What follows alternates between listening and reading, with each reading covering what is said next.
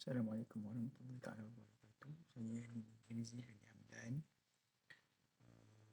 So pada hari ini 27 Jun 2022 saya akan membentangkan indeks sejarah muda satu yang bertajuk Sistem Buku Log Elektronik Penyalaan untuk TMSS Network Development ataupun AND. So penyelia saya ialah Cik Marina binti Muhammad Arsyad bin Mak Arsyad. So sebagai permulaan pembentangan ni akan dimulakan dengan first pengenalan, yang kedua latar belakang masalah, dan tiga matlamat projek, yang keempat kajian literasi, lima metodologi pembangunan sistem, keperluan perisian dan pengepasan, penemuan awal PSM1, perancangan PSM2 dan terakhir kesimpulan pembentangan. So sebagai pengenalan yang jadi sebagai pengenalan, kita sering dengar masalah kemalangan yang berlaku di tempat kerja, walaupun ciri-ciri keselamatan ini telah disanakan dan telah diambil dengan sewajarnya. So dia menurut laporan oleh Jabatan Kesihatan Keselamatan Pekerjaan ataupun JKKP, sebahagian daripada kejadian ini berlaku akibat daripada tindakan tidak selamat pekerja, serta masih ramai pekerja lagi lah yang tidak memahami arahan, memahami peraturan dan langkah keselamatan di tempat kerja, dan kejadian ini seringlah disebabkan sering mengabaikan arahan kerja selamat ataupun rujukan yang telah disediakan oleh organisasi. Selain itu, berdasarkan laporan tersebut, kecuaian dan kelemahan untuk memastikan aspek keselamatan dan kesihatan pekerjaan di tempat kerja ini dipatutnya menjadi antara faktor utama yang menyumbang kepada kes-kes kemalangan di tempat kerja. So, jadi latar belakang masalah projek yang kita senaraikan ialah, yang pertama adalah penyelia TM merekodkan aktiviti projek di tempat kerja oleh penyelia TM menggunakan buku log manual. So, apabila merekodkan buku log secara manual ini banyaklah faktor yang menyebabkan seperti dia mengambil masa yang agak lama, so merumitkan kerja menjadi lambat, kerja menjadi tidak efisien, terlalu banyak usaha yang perlu dilakukan oleh penyelia lah untuk membawa buku log ke tempat kerja, dan perlu merekodkan secara manual menggunakan pen. So ia agak membazir masa, membazir wang, membazir kertas, dan banyak perkara lagi lah yang tidak bagus apabila menggunakan buku log manual ini. Yang kedua, latar belakang masalah seterusnya adalah banyak projek DTM ni dia menghadapi isu kualiti dan isu OSH disebabkan penyeliaan yang lemah oleh penyelia DTM, ataupun disebabkan kekurangan kemahiran dan pengetahuan tentang kerja. So bagi saya penyelia DTM ni dia gagal mengingati spesifikasi ataupun standard yang ditetapkan oleh TM disebabkan ianya terlalu banyak. So apabila nak rujuk kepada buku panduan ni, perlu balik ke pejabat. Kerana bawa buku panduan ni agak besar dan susahlah bila kita nak pergi ke tapak projek, perlu membawa buku guideline ataupun nak refer guideline, so agak rumit. So kalau dengan adanya sistem, mungkin boleh kita wujudkan satu buku panduan di dalam aplikasi tersebut, dan kita boleh nak capai, boleh dicapai di mana-mana apabila kita menggunakan aplikasi tersebut. So ia agak memudahkan apabila ada aplikasi yang boleh membantu penyelaan untuk kita rujuk guideline-guideline. Seterusnya, masalah yang ketiga adalah proses menilai, proses menyemak dan mengemaskini buku log penyelaan dan laporan kemajuan projek ini perlu dilakukan secara manual, dan proses-proses ini perlu antara penyelia projek, pegawai projek dan pengurus projek perlu dilakukan perjumpaan bersama, mungkin seminggu sekali setiap minggu atau setiap hari perlu dilakukan perjumpaan bersama untuk mendapatkan maklumat-maklumat tersebut. So, ia agak bermasalah apabila contohnya kerja ataupun penyelia bercuti dan tak sihat. So, maklumat-maklumat yang kita nak didapatkan dalam keadaan segera ni agak agak terbatas lah bila penyelia-penyelia projek ni bercuti dan sebagainya. So, matlamat projek ini adalah membangunkan sebuah sistem aplikasi mudah alih dinamakan sistem berkolak elektronik pengenalan untuk di TMS ini. So, yang kedua, matlamat projek ini penyelia TM tidak perlu lagi lah menggunakan berkolak fizikal untuk menjalankan pemeriksaan OSH dan pemeriksaan kualiti di tempat projek serta menghantar laporan kemajuan projek kepada pihak TSN. So, Objektif projek mengkaji sebuah sistem aplikasi mudah alih yang menguruskan projek dan membantu proses penyelaan kerja untuk membangunkan sebuah aplikasi berkolak penyelaan elektronik yang mempunyai ciri-ciri seperti garis panduan, senarai maklumat projek, senarai semak kualiti dan senarai semak OSH yang disokong dengan tanda tangan digital.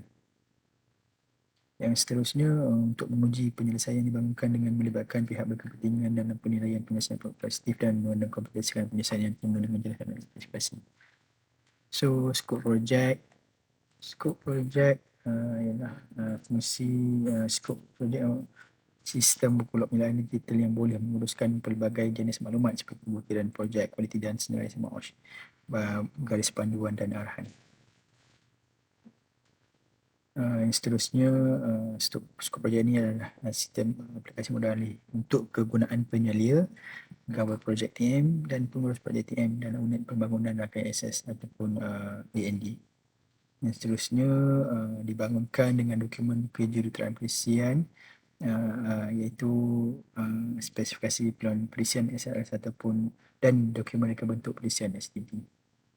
So, yang keempat adalah berkenaan kajian literasi. So, saya telah menjalankan kajian literasi ni seperti kajian terhadap sistem kolak penyeliaan sedia ada. So, apabila setelah kajian yang dilakukan, kita telah membuat analisis penggunaan berkolak manual sedia ada ni. Penyelia merekodkan berkolak penyeliaan, aktiviti harian, senarai semak OSH secara manual. Dan seterusnya, apa yang telah dianalisis, kita sukar membawa buku log fizikal ke tempat kerja dan isi manual menggunakan pen. So, yang seterusnya kesukaran untuk mencari, berkongsi dan menyusun kandungan data. Seterusnya, banyak projek menghadapi isu kualiti dan OSH disebabkan penyelia yang kurang kemahiran dan pengetahuan. Seterusnya, setiap minggu dan bulan perlu menjalankan perjumpaan bersama bagi mendapatkan maklumat dan laporan berkenaan projek. Lalu banyak proses yang perlu dilalui untuk memastikan laporan kepada pihak pengurusan dan pengurusan rekod maklumat tidak diuruskan dengan sistematik dan sukar pasti dan mengemas kini rekod yang tepat. So, yang terakhir sekarang ni berkenaan sistem kolaps penyelaan sedia ada ni, keselamatan data dan maklumat yang telah direkod juga kurang terjamin sekiranya berlaku sebarang bencana seperti banjir. So, ini adalah carta ahli menunjukkan proses manual penggunaan kolak DTM. Yang keempat, kajian literasi berkenaan sistem sedia ada yang mungkin samalah dengan sistem yang kita ingin bangunkan. So, yang pertama adalah Bellgenesis Logbook, namanya Bellgenesis Logbook. So, Bellgenesis Logbook ni adalah satu aplikasi buku log digital berasaskan web dan aplikasi mudah alih yang menggantikan sepenuhnya buku log berasaskan tradisional. So, Bellgenesis ni dia dapat memasukkan kemasukan data dan menggunakan risiko dengan capture paparan data log dengan borang digital secara terus di tempat projek. Seterusnya, dia juga dapat memantau secara elektronik jadual kerja pekerja. Dan antara ciri tambahan yang ada ialah seperti tanda tangan elektronik, penyelenggaraan log data peralatan, pengurusan aset, kawalan inventory dan urusan pesanan kerja. Ini adalah contoh proses tanda tangan elektronik dalam sistem Bellgenesis Logbook. So, yang seterusnya, sistem yang seterusnya yang lebih kurang ialah dinamakan Balco Digital Logbook. So Balco ni dibangunkan oleh Jabatan Teknologi Maklumat lah, Badan Aluminium Company Limited India. So tujuan Balco Digital Logbook dibangunkan sebab sebagai cara penjitilan buku logbook operator lapangan, serta untuk menggantikan manual buku log tulisan tangan.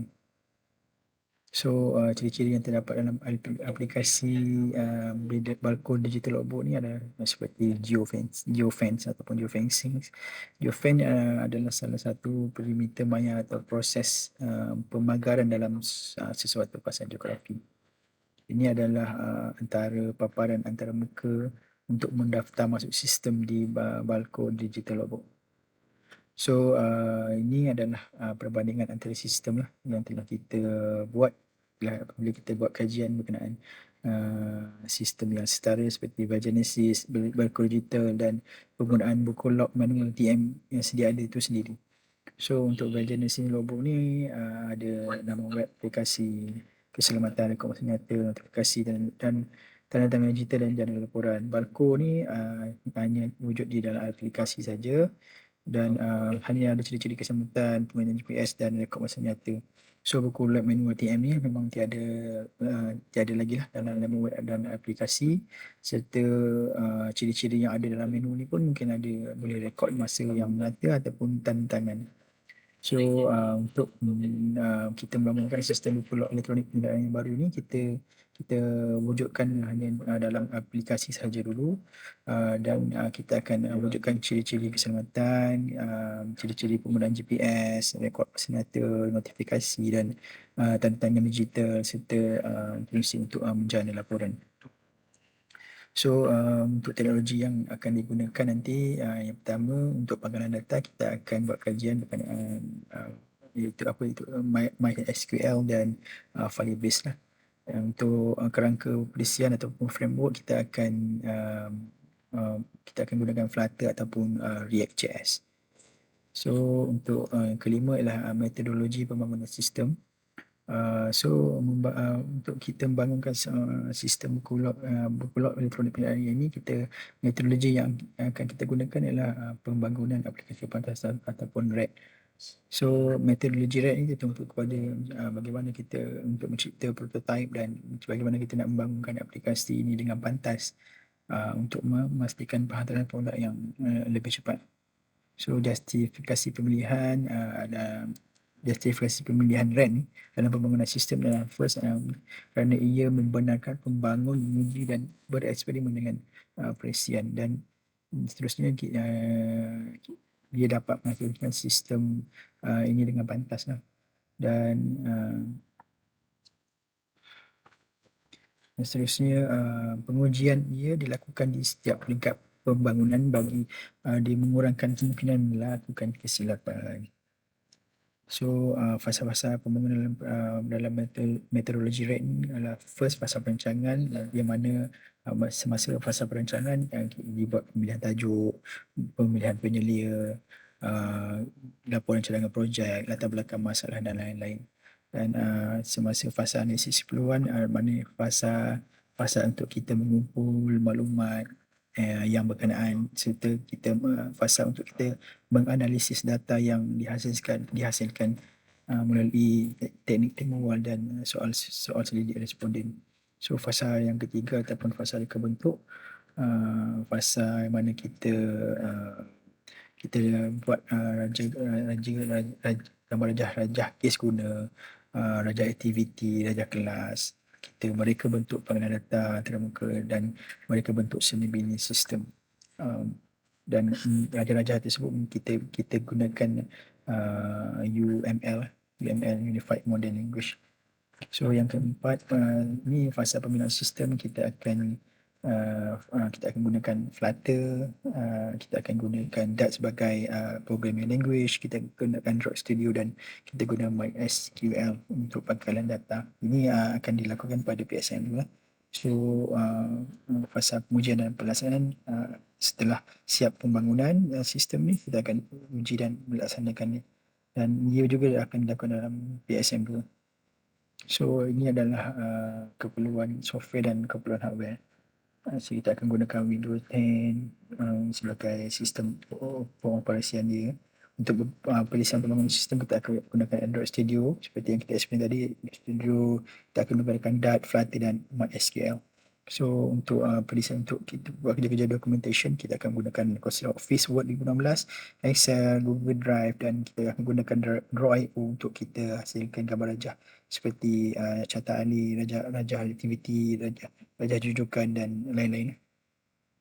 So ini antara penemuan awal kita berdasarkan apa yang kita lakukan survey dan temu bual dan soalan selidik.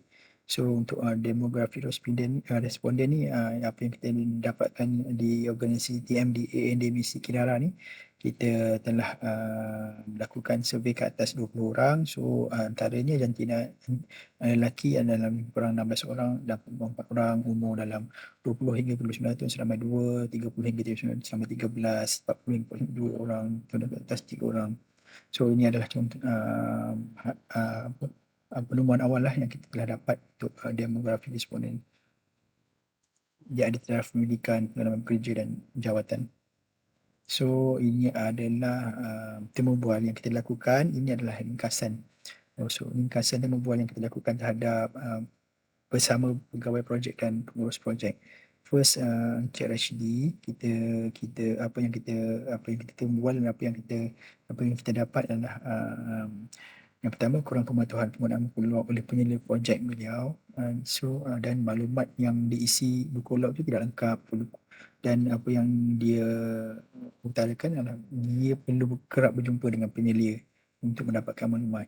So yang seterusnya, Encik Nur Hisham.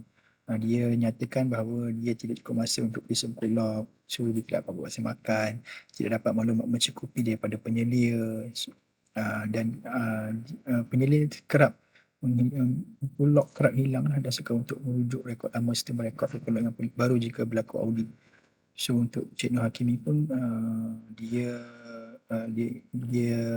utarakan dia perlu menghantar maklumat seperti gambar dan maklumat fiber ke pegawai perancang secara manual. So dia tidak ada masa untuk hantar maklumat dengan cepat. Yang seterusnya, temu ubah dilakukan dengan bersama Encik Suzairi dan Encik Syida sebagai pengurus projek. Serupalah kurang pematuhan penggunaan pulak, maklumat awal tidak lengkap, perlu telefon untuk kemas kini projek. So dia perlu beri komen dan buat ulasan secara manual di dalam pulak. Sama juga dengan poin Syida, penyelia ini tidak menggunakan buku log penyelaan kerana berbagai-bagai alasan. So dan tarikh projek yang ada singkat untuk disiapkan dan sebagainya. Ini adalah penemuan untuk soal selidik penyelia TM. So ini adalah kawasan penyeliaan penyelia TM di Indonesia yang pilih 1 seramai 8 orang dan pilih 2 seramai 7 orang. Ini penggunaan penyelaan oleh seramai 8 orang tidak guna, seramai 7 orang memberi jawapan guna. So yang seterusnya darjah 6, kekerapan penggunaan pulak penyelaan. So yang menggunakan secara harian hanya seorang saja, secara mingguan seramai 2 orang, secara bulanan 9 orang, dan ketika perlu ada seramai 3 orang saja. Antara alasan dan sebab tidak menggunakan buku log penyelaan responden antaranya adalah malas, lupa, rumit, tiada masa dan lain-lain. Ini adalah apa yang kita telah dapat berdasarkan kita punya survey. Ini survey berkenaan pemahaman berkenaan spesifikasi kerja yang dilakukan. Ada yang faham, ada yang tidak faham, tidak pasti dan kurang faham. So yang 60% ni faham, tapi yang kedua 20% tidak faham berkenaan spesifikasi kerja. So yang seterusnya, ini adalah cara responden pasangan kerja Kota Sembilan menepati spesifikasi TM. Antaranya antara rujuk kepada projek, email pihak terlibat dan tanya rakan bagaimana mereka nak pastikan kontraktor mereka ni mengikuti spesifikasi TM, bukan merujuk buku panduan, merujuk pegawai projek, email pihak terlibat dan sebagainya. So ini adalah analisis keperluan reka bentuk. Kita membuat reka bentuk dengan menggunakan pendekatan OOP lah, seperti penggunaan Unified Modeling Language atau UML, dan membuat jenis bentuk bagi membantu proses pembangunan sistem ini. Ini adalah rajah kes guna untuk penyelia projek. Mana punya projek boleh melihat rekod muka permulaan, lihat projek, lihat buku rujukan dan kita untuk lihat kemaskini aktiviti terkini projek perlu melalui lihat maklumat projek dulu dan boleh melihat rekod orang OSH, rekod orang kualiti, lapor isu dan lihat lampiran. Yang seterusnya adalah rajah kes guna bagi projek. Supaya kita boleh bagi projek dia punya ciri-ciri boleh menambah maklumat projek. So boleh lihat senarai projek, semak buku log, lihat buku rujukan dan tanda tangan perakuan digital. Sama juga dengan pengurus projek, apa yang berbezanya pengurus projek perlu mengurus projek iaitu perlu approve ataupun cancel ataupun delete projek yang di-create oleh pegawai projek. Yang lain sama. Ini adalah contoh gambar rajah rujukan untuk rajah rujukan lah. Ini untuk rajah rujukan untuk kemaskini aktiviti terkini. Kemudian ni rajah rujukan untuk lihat maklumat projek. Yang lain-lain ada di dalam tesis. So ini adalah rajah aktiviti untuk penyelia projek. Rajah aktiviti untuk pegawai projek dan pengurus projek ada di dalam tesis. So ini adalah reka bentuk paparan antarmuka yang contohlah yang telah saya buat. So yang ni gambar rajah reka bentuk bagi halaman daftar masuk. Ini apabila masuk, ini adalah menu utama yang mana ada menu utama projek, urus projek, buku log, buku panduan dan daftar keluar. So ini gambar rajah reka bentuk bagi halaman projek. Apabila kita dah klik projek, so dia akan keluar macam ni. Mana yang ada ruang untuk kita buat carian projek. Kita just key in keyword ataupun apa-apa yang berkenaan projek kat sini untuk kita search, lepas tu dia akan keluar kat senarai projek ni. Ni untuk search boleh, yang keluar dekat automatik kat sini yang ada dalam database pun memang dah ada kat sini. So untuk kita klik, untuk kita pergi go detail, so kita kena klik ada segitiga kat sini untuk kita pergi go detail lah. So bila kita klik go detail, dia akan keluar macam ni lebih kurang maklumat projek, ada aktiviti terkini, ada senarai semak OSH, senarai semak kualiti, lampiran dan isu. So untuk pegawai projek, apa yang berbeza hanyalah dia ada butang tambah untuk ditambah projek baru. Daripada yang ni untuk pengurus projek lah. Maknanya dia berbeza, dia boleh ada butang urus projek mana untuk dia approvekan projek, untuk cancel ataupun delete, ataupun dia boleh create dia pun jana laporan dengan tekan butang export file lah. Export file ke PDF ataupun Excel. So perancangan PSM2 projek sidang baru ini yang mana kita harus utamakan adalah fasa pembangunan sistem lah. So dalam fasa pembangunan sistem ni, proses untuk kita bangunkan interface dan kita punya database serta kita punya pengaturan sistem. So kita perlu beri keutamaan kepada ketiga-tiga perkara ini dalam PSM2 supaya pembangunan sistem kenderaan ini dapat dihasilkan mengikut seperti dalam perancangan dan memenuhi keperluan pengguna. So kesimpulan dia, pembangunan sebuah sistem seperti sistem kalkulator penilaian ini perlu dilakukan dengan mematuhi perkara yang terkandung dalam metodologi bangunan sistem seperti fasa perancangan, fasa analisis, fasa mereka bentuk, fasa pembangunan, fasa pelaksanaan agar ianya memenuhi keperluan pengguna dan objektif pembangunan sebuah sistem. So itu saja daripada saya. Terima kasih Doktor. Assalamualaikum warahmatullahi wabarakatuh.